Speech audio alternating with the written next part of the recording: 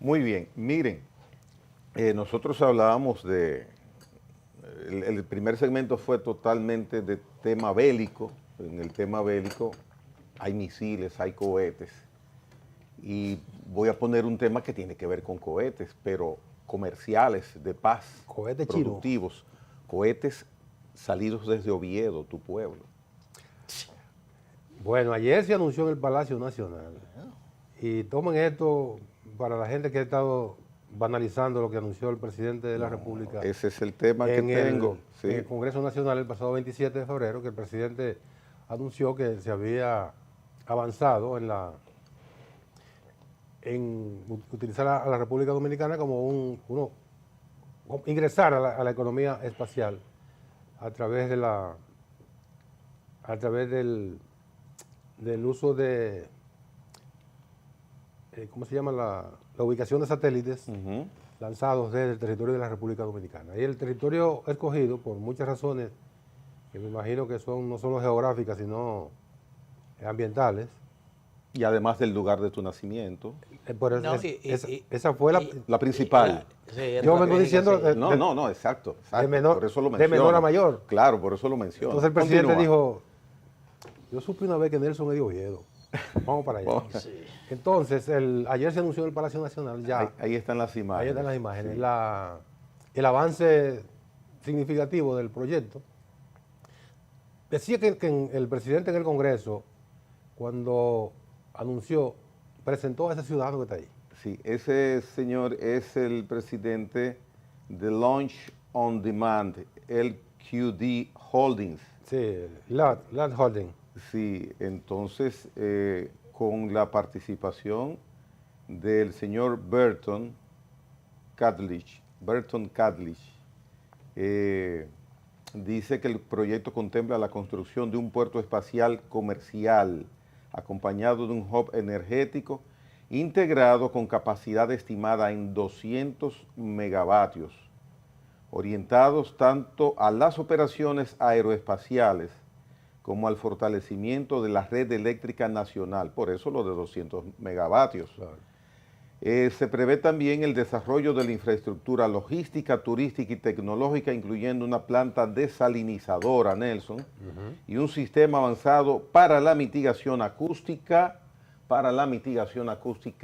en los lanzamientos. O sea que vamos a tener, pensaría uno, o yo no sé, un pequeño cabo cañaveral enclavado en Oviedo, y se habla de más de 20,000 personas que se van a necesitar para implementar este proyecto. ¿Cuántos habitantes tiene Oviedo? Tiene alrededor de 5,000, 8,000, 10,000. No, 11,000. Ajá. 11, o sea que vamos a hacer Oviedo parte 2. Pleno empleo. Bueno, 600 millones, escúchame, 600 millones de dólares es la inversión estimada para el proyecto cuando estén en su pleno auge. Y tú decías, la mitigación acústica, ahí están los 600 millones de dólares. La mitigación acústica... Por el ruido ensordecedor significa de los cohetes. El ruido, porque cuando se lanza un cohete...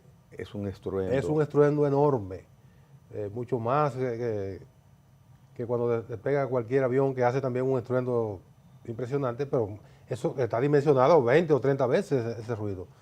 O sea que lanzar un cohete en Oviedo, el ruido va a llegar. Nelson, háblate con todas tus amistades por ahí. A Pedernales, que sepan que eso viene. Bueno, que el ruido que hace no es de armas, no es una detonación. Como digamos, si estuviera tronando. De una bomba. Bueno, pero además eso es pero esa inversión elemento que está tomado casi 40,000 millones de pesos. Eso es increíble. Un monto, dinero. Mucho dinero. Para los que les gusta analizar todo, ahí tienen, no es un relajo. Mire, lo que pasa es que el escepticismo del dominicano se justifica porque nos han hecho muchos anuncios de inversiones importantes, de proyectos realmente que sobrepasan la imaginación. Y entonces mucha gente se siente muy escéptico cuando hacen este tipo de anuncios, como hizo el presidente de la República en su discurso de rendición de cuentas el pasado 27 de febrero. Que a propósito no estaba en la presentación, que fue en Palacio, el presidente de la República, estaba sí. José Ignacio Paliza. Sí. Me llamó la atención sobremanera, puede haber sido una coincidencia, bueno, porque... pero no fue una coincidencia. El presidente se resguardó y no estuvo presente en la presentación de ese proyecto tan importante. Yo que creo está hablándose, que Manuel, que está hablándose que para a mediados de 2028, mayo, ya va a estar esa empresa lanzando los primeros cohetes comerciales. En 2 días, en 2 o 3 días vas a hacer eso. Bueno, menos de 2 años. Lo importante es estar el día que se vaya a inaugurar. Es decir, yo no sé si ese proyecto se culminaría ya en lo que resta de la presente gestión de gobierno. Lo dudo mucho porque se trata de un proyecto ambicioso que necesita tiempo para ejecutarse. Pero Oviedo es el punto central del desarrollo turístico y aeroespacial de República Dominicana, porque estamos hablando de que ahí está en proceso la construcción de un aeropuerto internacional que ya no corre por cuenta exclusivamente del gobierno dominicano. El grupo Rainieri asumió una parte importante, si no la totalidad, de la ejecución de ese proyecto aeroportuario, y entonces ya ese aeropuerto está en manos privadas. Es decir, lo inició el gobierno puso la primera piedra, pero ya en el transcurso de los últimos meses, esa inversión ha pasado a ser responsabilidad del grupo Rainieri. No sé por qué esto no se ha anunciado públicamente, porque lo que representa es una garantía realmente de que esto se irá ejecutando según lo programado y que ya en un tiempo relativamente corto, estoy diciendo en términos de meses y años, se tendrá ya ese aeropuerto internacional en Oviedo, que vendrá a ser un apoyo importante para el desarrollo de infraestructura turística que está en curso en la zona de Pedernales, básicamente en Bahía de las Águilas.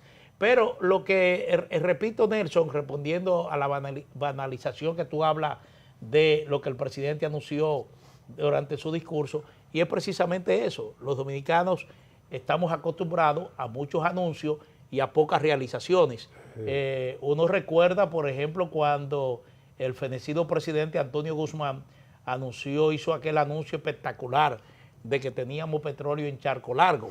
Y no tuvimos petróleo en Charco Largo. Ahí no hubo ni siquiera ese petróleo muy contaminado de agua del mar que surge en Los Malenos, en Asua. Ni siquiera eso se detectó ahí. Entonces, el dominicano no le gusta que lo asombren. Hay una experiencia muy dura. Hay una experiencia dura, pero es importante de que ya se hizo formalmente este anuncio y probablemente la ausencia del presidente de la República ahí sea por prudencia.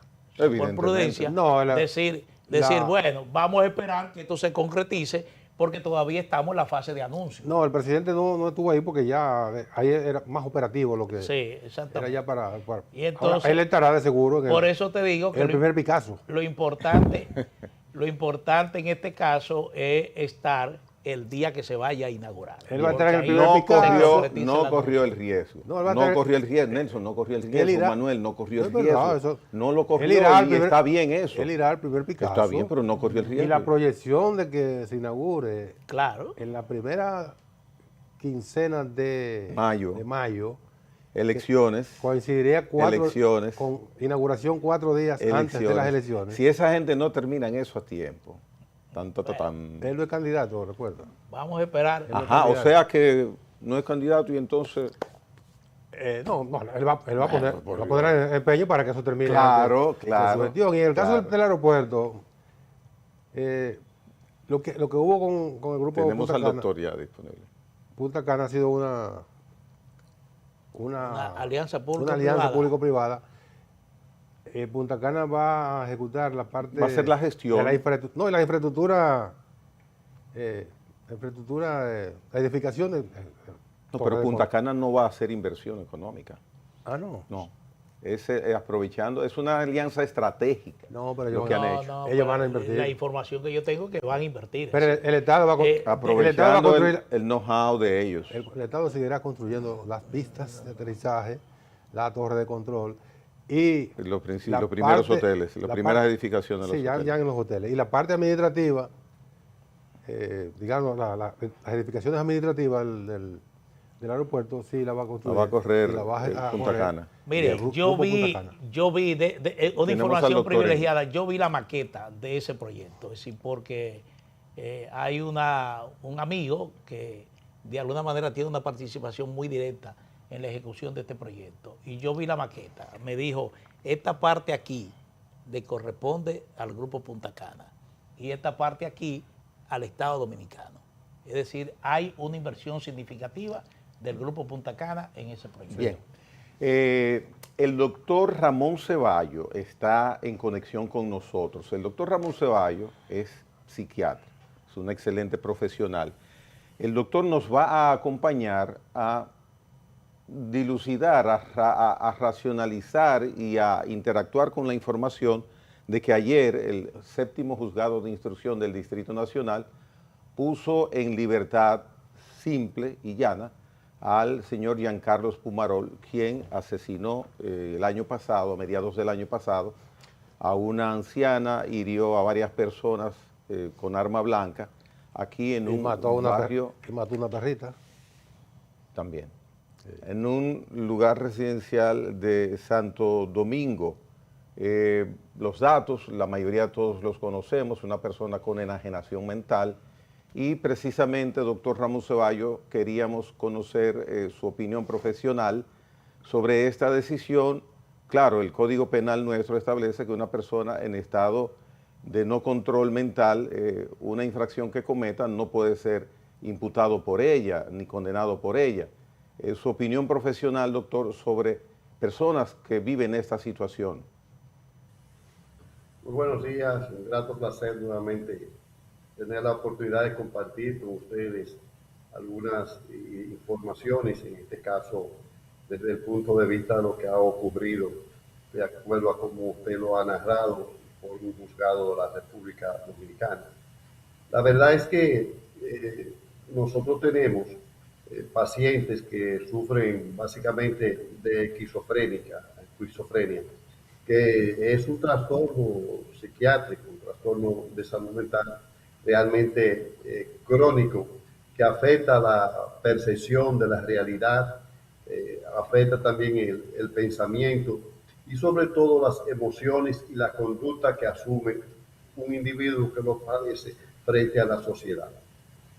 Si un paciente realmente sufre de esquizofrenia y está en un periodo de descomposición, la verdad es que está fuera realmente de la realidad, lo que le facilita realmente tomar una serie de acciones que en el fondo él no está consciente de lo que está haciendo.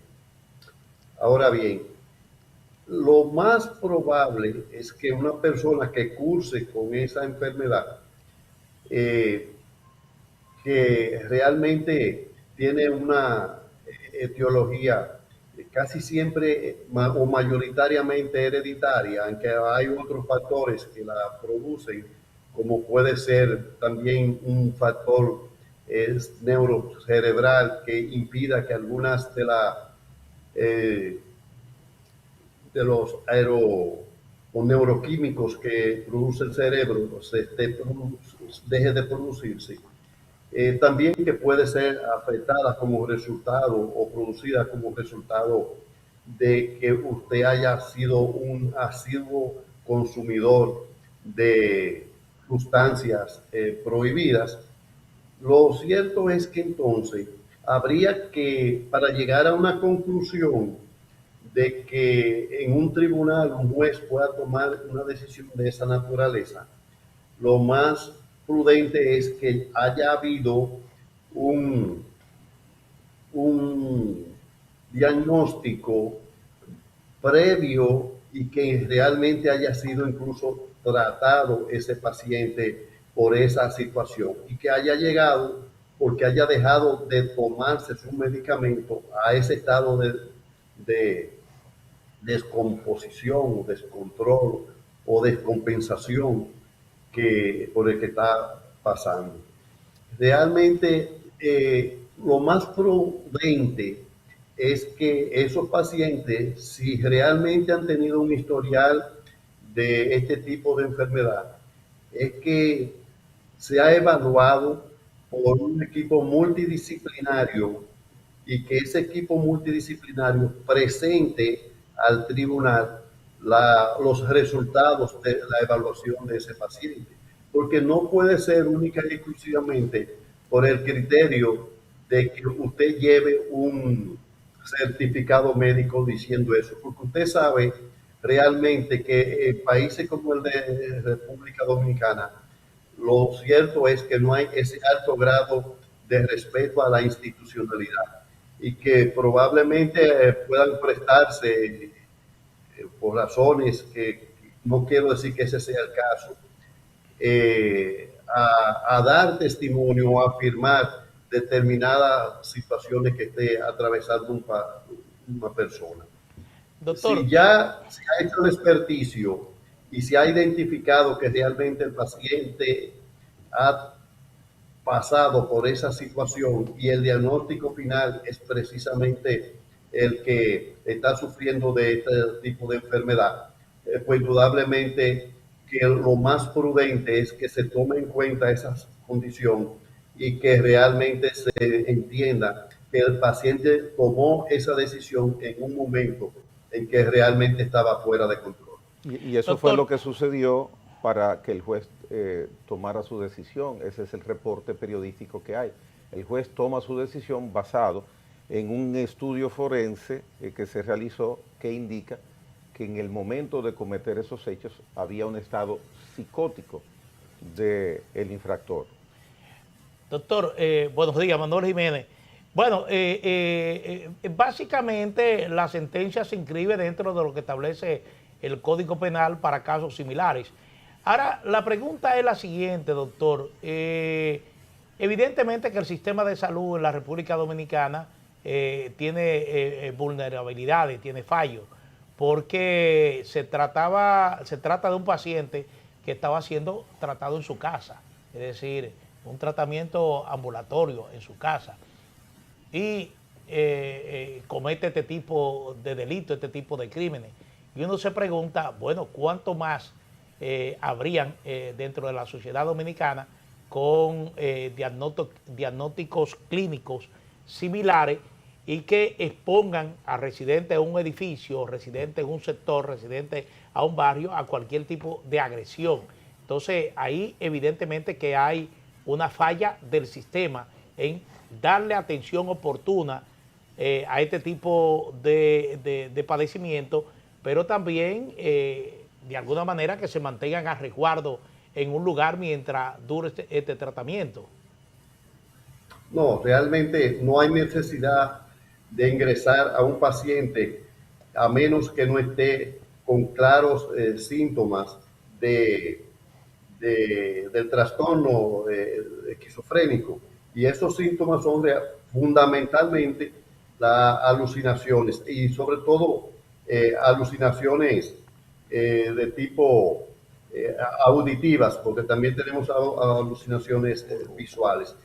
Y si el paciente está tomándose su medicamento, el paciente puede estar y puede incluso hacer una vida normal y por lo tanto no hay necesidad de recluirlo en ningún lugar. Excúseme, doctor, pero hay la situación con Pulmarol, es decir, él aparentemente estaba siendo tratado con medicamentos, pero mire en definitiva la acción que tomó. Tenía unos días que no se tomaba los medicamentos. Sí, eso puede ocurrir con cualquier otra persona, con cualquier otra persona con un estado clínico similar. Yo no quiero referirme a un caso específico porque de acuerdo a lo que establece la Asociación de Psiquiatría Americana, por la que nosotros debemos regirnos, no se puede llegar a conclusión con una persona que primero no haya consentido que usted lo pueda evaluar, y segundo, no se permite que a través de medios visuales o por conferencia uno pueda llegar a un diagnóstico de ese tipo. No se puede hacer. Pero lo que yo sí le garantizo a usted, porque me ha tocado mucho, es que un paciente puede estar realmente en su casa tomándose su medicamento. Ahora bien, una de las cosas que realmente afectan al paciente que sufre de esquizofrenia es que no se tome su medicamento.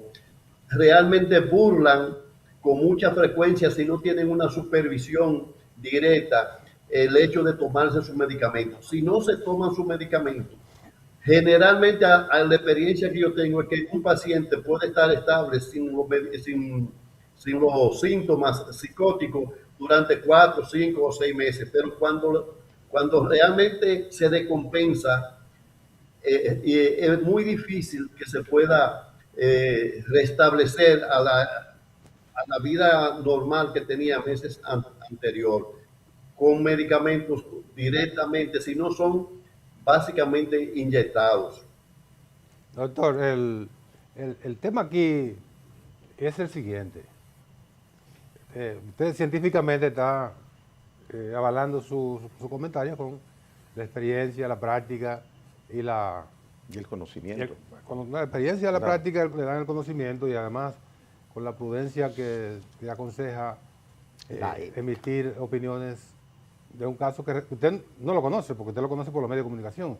Yo creo que está siendo muy prudente y muy juicioso lo que está diciendo. Ahora, la realidad es que esta persona, según lo que se ha dicho, tenía un tratamiento psiquiátrico frecuente, y en esos días el propio padre dijo que se había negado a tomar los medicamentos de manera violenta con el padre. Y entonces el tribunal llega a la conclusión, usted refiere la necesidad de un diagnóstico que produzcan profesionales. Yo creo que el tribunal se auxilió de profesionales de la psiquiatría que documentaron que la persona es un trastorno bipolar o un trastorno esquizofrénico notable, y a partir de ahí es que el tribunal toma la decisión. Ahora, lo concreto es que la persona se va a reinsertar, si lo podemos llamar reinsertar, a la sociedad con las mismas condiciones, y la eventualidad de que también por un descuido no se tome sus medicamentos y pueda repetir un episodio similar. ¿Qué hacer en ese ambiente? No, hace años que la Organización Mundial de la Salud prohibió los manicomios, ya eso no existe en ninguna parte del mundo. Por consiguiente, la República Dominicana no existe la reclusión por problemas esquizofrénicos. Pero ¿qué hacer frente a esta situación real de que el individuo se va a reinsertar a la sociedad, va a estar en plazas comerciales, va a vivir en un lugar donde estará rodeado por otras personas? ¿Qué impide que en un momento vuelva y se descuide en la medicación y recurra a otro episodio de homicidio, doctor? ¿Qué hacer ahí? Mire, yo le decía que realmente estos tipos de pacientes, cuando están bajo tratamiento con medicamentos antipsicóticos, pueden hacer su vida normal y realmente no presentan los síntomas mientras están estabilizados.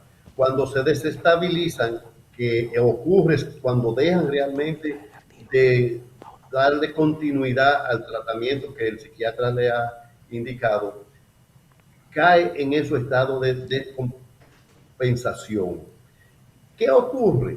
Que en esos casos, lo que en países que realmente tienen una política clara con relación al tratamiento de la salud mental, se deben ingresar por un periodo de 72 horas, o quizás hasta una semana podría llegar, hasta lograr que mínimamente se estabilice y pueda otra vez hacer conciencia, porque el problema de estos pacientes es que afecta la percepción de la realidad cuando están en crisis. Entonces, el médico o el propio tribunal en este caso debió mandar que ese paciente, aún dándose el no al lugar, sea seguido por un equipo de psicólogos que le permitan darle tratamiento cognitivo-conductual, que le permita a ellos precisamente estar evaluando ese tipo de pacientes, porque es verdad, yo le aseguro a usted que un paciente que curse con un diagnóstico de esquizofrenia crónica, lo cierto es que aunque esté estable tomándose su medicina, si ha dejado de tomar esos medicamentos, no dura más de 6 meses sin volver a caer en una crisis como la que tenía anteriormente. Doctor Ceballos, un tribunal que le toque evaluar un caso como el que ocurrió... No me respondió el hecho de que la persona se va a reinsertar a la sociedad con la misma posibilidad de que pueda recurrir o pueda incurrir. Yo le acabo, es que lo acaba de decir. Yo acabo de decirle que sí, que realmente un paciente que aunque esté estable, si deja de tomarse su medicamento, no dura más de 6 meses sin volver a caer en una crisis. Entonces, para ese caso le decía que el tribunal debió haber tomado una decisión que incluya que un psicólogo clínico pueda ir a darle terapia cognitivo-conductual y darle un seguimiento a ese paciente. Porque si se soltó así, a los 6 meses tenemos el mismo problema otra vez. Doctor, básicamente ese era el espíritu de la pregunta que empecé a hacerle ahora, doctor. Entonces, está prácticamente respondido. El tribunal debe, de una u otra manera, participar en hechos posiblemente, por lo mismo que usted acaba de decirle a la pregunta que le hizo Nelson, tomar en consideración ese aspecto. Ahora, lo que ha sucedido es que el tribunal ha delegado, y en la práctica será así, que la familia lo interne en un centro privado, como ya se ha anunciado. Son situaciones que hay que manejarse entre el aspecto legal y la realidad. Sí, pero la verdad es que manejar un paciente con esquizofrenia o con cualquier espectro psicótico es muy difícil, porque nunca le hacen caso a quienes están cerca de ellos y saben crear mecanismos que le permitan burlar la toma de sus medicamentos.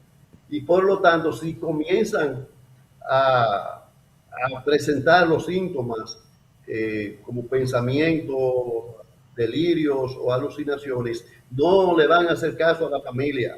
Aunque la familia quiera ingresarlo a un centro, no van a ingresarlo. En Estados Unidos, sobre todo en la ciudad de Miami, donde yo tuve la oportunidad de estar por más de 20 años en un hospital psiquiátrico, hay una ley que se conoce como Baker Act, que le da autoridad a los familiares de que la policía vaya y se lleve esa persona y lo ingrese en un centro hasta que reciba el tratamiento del lugar y esté en condiciones estables.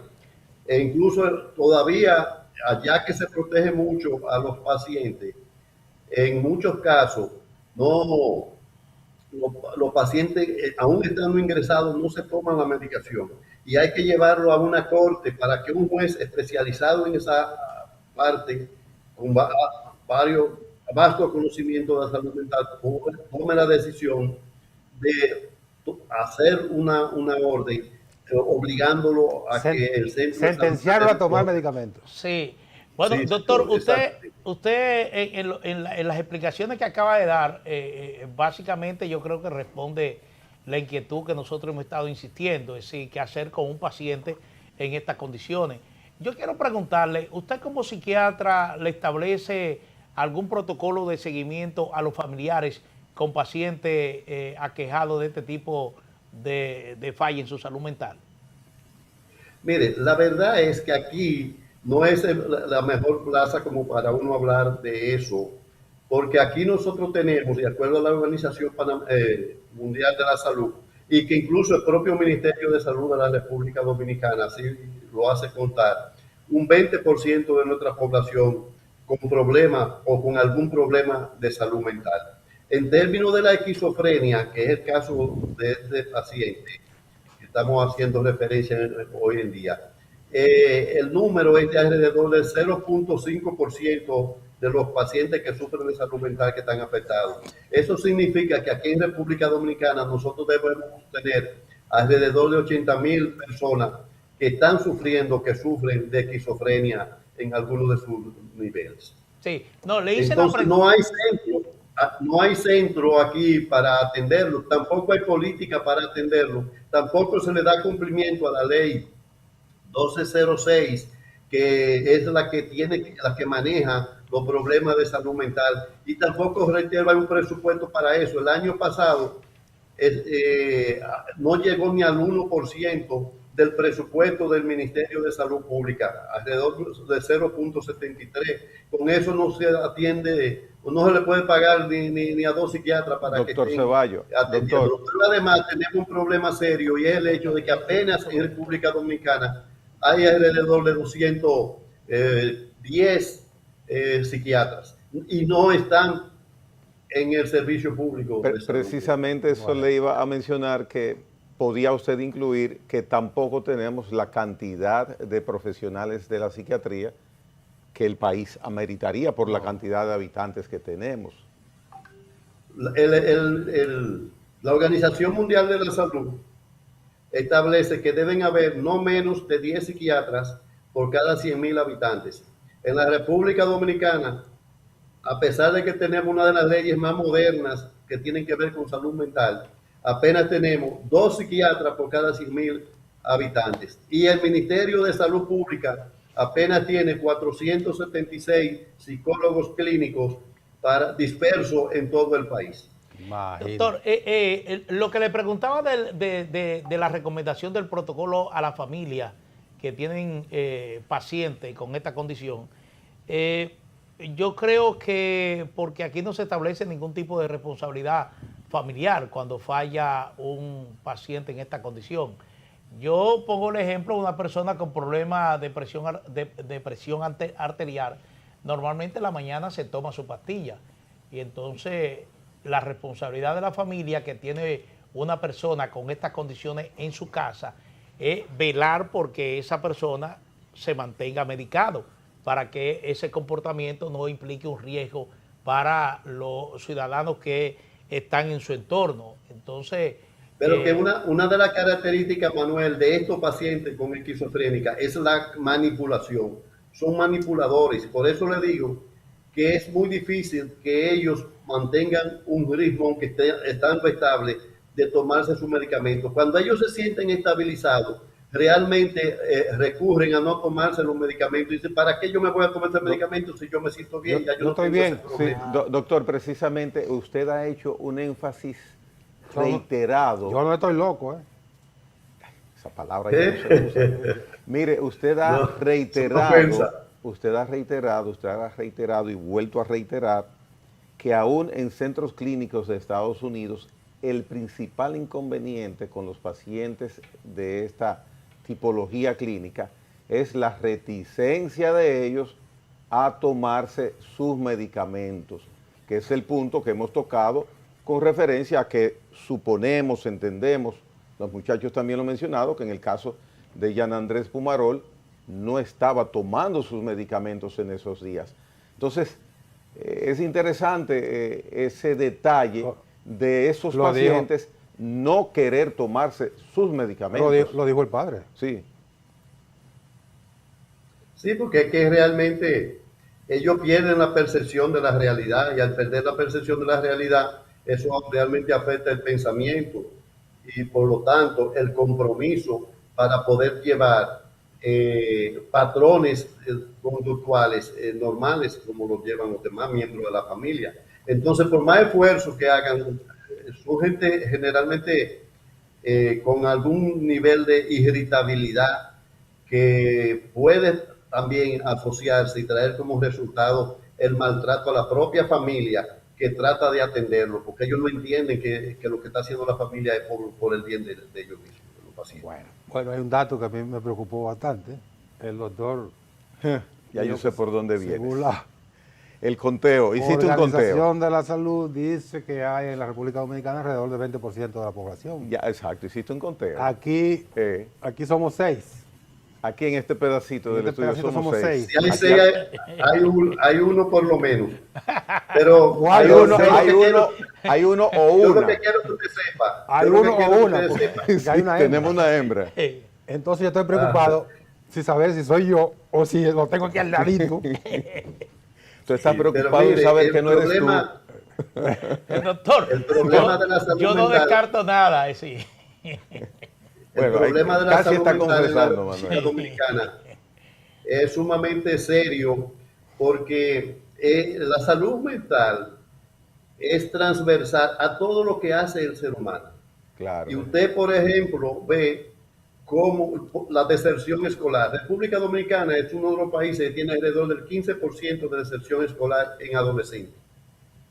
Usted tiene que es un país donde hay un gran ausentismo laboral que es fruto precisamente de problemas de salud mentales que le impiden ir a trabajar o rinden muy poco en el trabajo.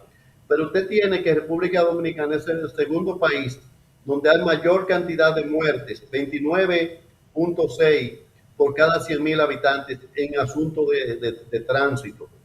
Pero además, este es un país donde usted observa la violencia en las calles, que realmente está por encima de muchos de los países de América Latina.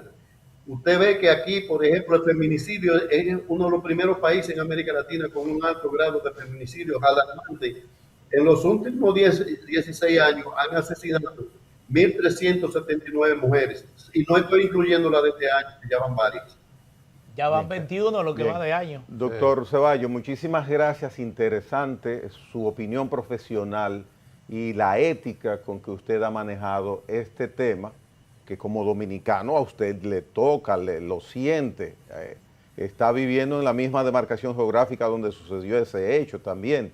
Así que gracias por brindarnos su profesionalidad al servicio de la sociedad, doctor Ceballos. Muchísimas gracias a ustedes por tomarnos en cuenta y siempre estamos a la mejor disposición. Felices resto del día a ustedes y a los amigos que les siguen. Gracias, gracias. Un tema que yo quiero mencionar lo siguiente, de mi parte para terminar. La medicación.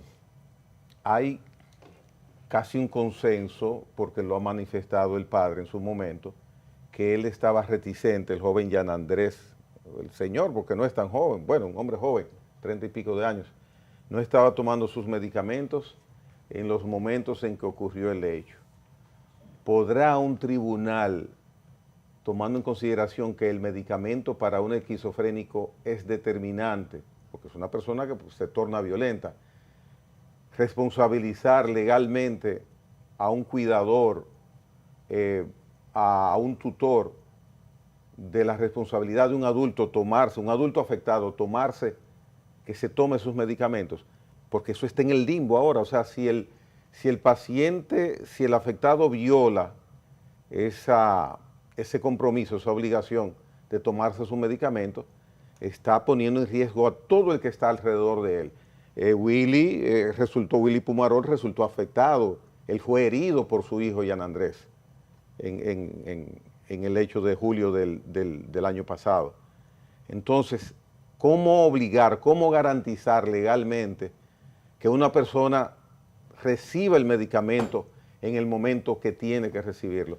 ¿Es un imposible legal? No lo sé, pero me queda en la duda, porque ahí está la razón de que puedan ocurrir hechos trágicos hasta de asesinato. Es un adulto. Bueno, es un adulto afectado. O sea, se lo pregunté al doctor, sí. El nivel de responsabilidad familiar. No se establece ni siquiera una responsabilidad en materia civil a la familia que es un adulto. Legalmente es un adulto. Es un adulto. Es un adulto. Es un adulto que tiene una condición que un juez acaba de validar y acaba sencillamente de exonerarlo de toda responsabilidad en la muerte y de varios heridos. Porque la ley lo establece así. hay un homicidio, y la persona, yo insisto, y una situación que vuelve para la calle. Y una situación que puede repetirse eventualmente. Esa es la preocupación que yo planteo. Ahora, se ha aplicado la ley, hay esa realidad también, la ley lo establece. No haberlo hecho, claro, es un debate jurídico también. Es toda una complejidad. Es complejo. Mira, en los años, creo que fue en el año 1981, en Inglaterra, unos niños de menos de 12 años agarraron a un amiguito y lo masacraron en una línea férrea. Bueno, llevaron el caso a la justicia, obviamente, y el juez estaba atrapado en la condición de menores de los presuntos homicidas y el hecho horrendo que significó la muerte de ese niño. No, lo mismo ocurre aquí con menores de edad. El juez legalmente estaba atrapado y el juez se ingenió un lenguaje que los abogados se le dan seguimiento al ordenamiento jurídico de Inglaterra, donde no hay constitución escrita. La constitución es la norma, la costumbre. La costumbre. No está escrita. Nadie puede decir que lo que dice el artículo 20 de la constitución de Inglaterra, no existe la constitución escrita. Entonces el juez, con los códigos ahí, impedido de dictar una sentencia, lo único que dijo fue, y dejó eso en nebulosa, para que lo interpretaran el sistema judicial y la sociedad. Lo único que dijo fue, no lo puedo condenar a una pena X. Lo único que yo voy a hacer es condenarlo a muchos años en una prisión, a muchos años. Eso está de muchos años. Es tan amplio que puede ser mucho de verdad o ninguno. Bueno, el juez estableció un principio que creo que después se siguió con los menores, y me parece que los menores todavía están en prisión, que ya no son menores. Entonces el juez también que tiene una camisa de fuerza con el código, pero los jueces también pueden tratar de buscar la vía de cómo resarcir a la sociedad sin violar los códigos. Alguien me puede decir, bueno, pero mira, tú serías un excelente juez para que trate de aplicar lo que tú estás diciendo. Bueno, ¿qué es la justicia? Buscar equidad en una decisión, eso es justicia. Y frente a una situación dada y frente al interés de la sociedad, ¿qué debe primar? La protección a la sociedad. No más preguntas, honorable magistrado. Bueno. Pero la sociedad tiene que estar por encima del individuo. Y los individuos somos todos nosotros. Pero nosotros no valemos nada frente a la sociedad. La sociedad, que es el conjunto de todo, está por encima de nosotros. Bueno, es una situación compleja ese caso Pumarol, Handal, básicamente que fue la persona que falleció. Es compleja para analizarlo, pero ya un juez dictó sentencia, es decir, ya un juez lo resolvió ese caso. Es decir, no sé si en materia de apelación el Ministerio Público podría apelar o la familia afectada igualmente, pero... Va a apelar porque es un acto de no lugar. Exactamente, eso es complejo. Miren, señores, en el día de ayer, el ministro de Educación Superior, Ciencia y Tecnología, Rafael Santos Badía, está aclarando que el gobierno no va a retirar el proyecto de ley de fusión de esa institución con el Ministerio de Educación, pero que ya no se va a producir, al menos en un tiempo relativamente siguiente, esa fusión que fue muy criticada en el ámbito educativo. Lo que él entiende es que se va a ejecutar un proceso de reformulación de lo que es la educación en la República Dominicana.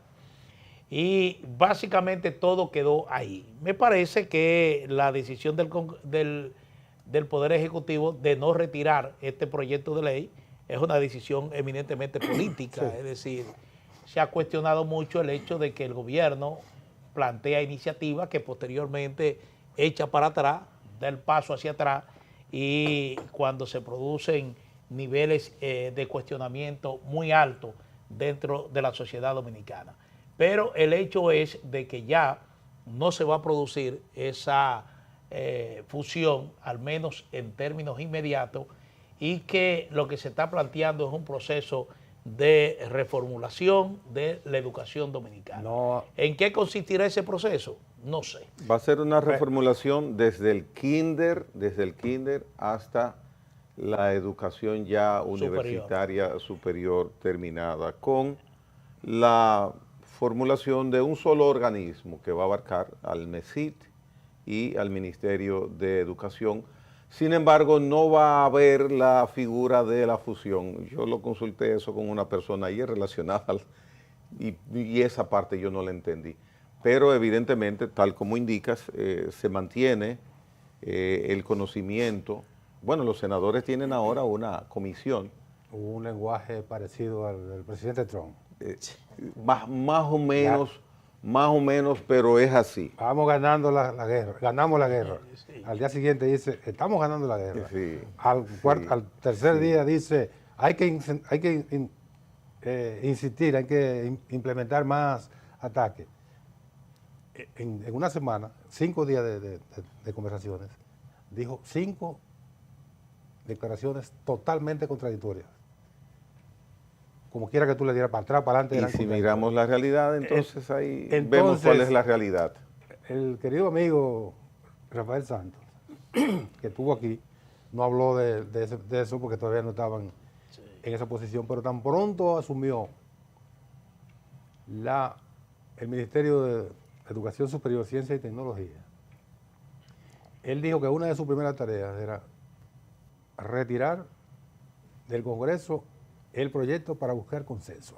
Y que no se hablará más de fusión. Y yo le entendí esa decisión bastante lógica, conectada con la designación de Rafael Santos. Claro.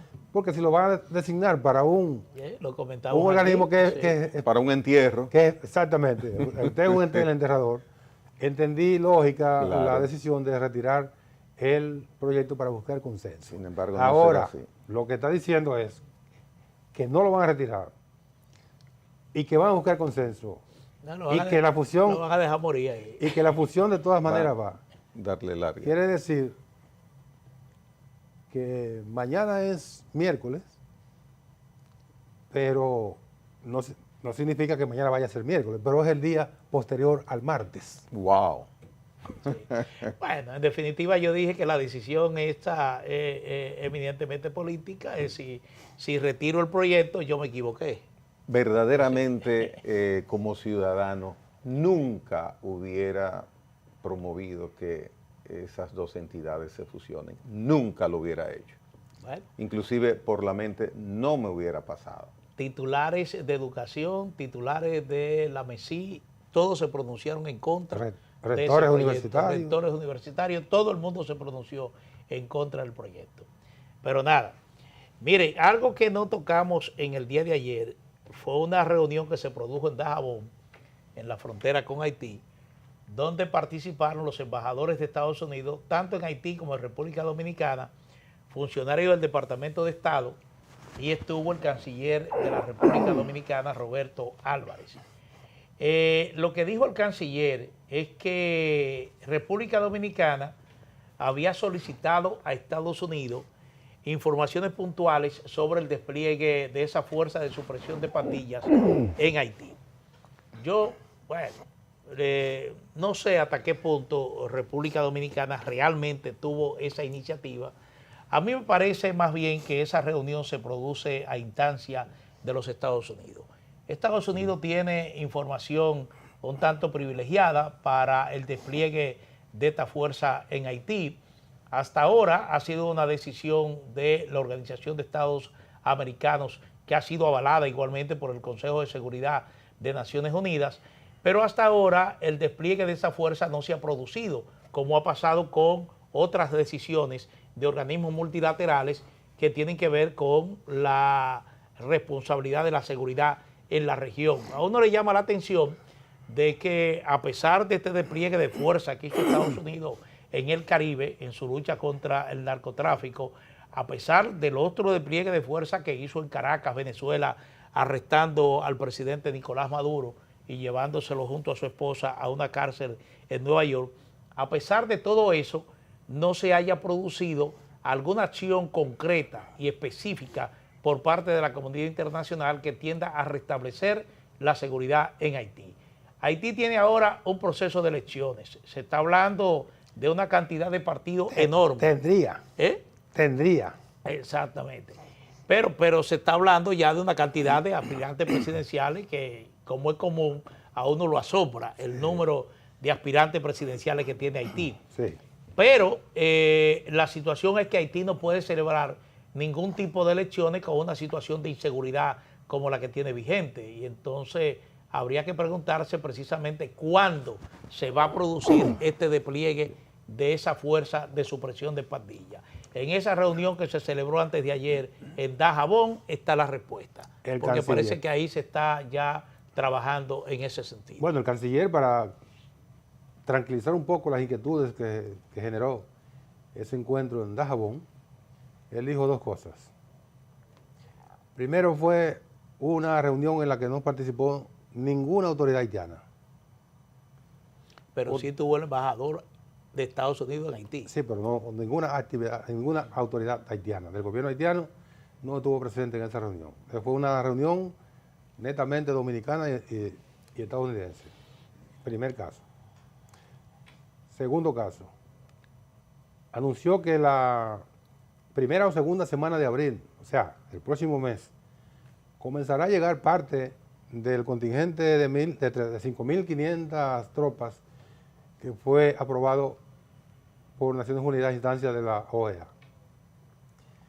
Comenzarán a llegar, no llegarán todos juntos, irán por partida, como llegaron los policías de Kenia y los demás elementos que llegaron como parte de ese esfuerzo para fortalecer a la policía haitiana, esfuerzo que, como todo en Haití, terminó en nada, en papel mojado. Sí. Pero van a comenzar a llegar parte de esa tropa. Tercer punto. Lo insistió, lo recalcó de una manera muy clara. La República Dominicana no va a participar en la conformación de esa fuerza multinacional. Claro.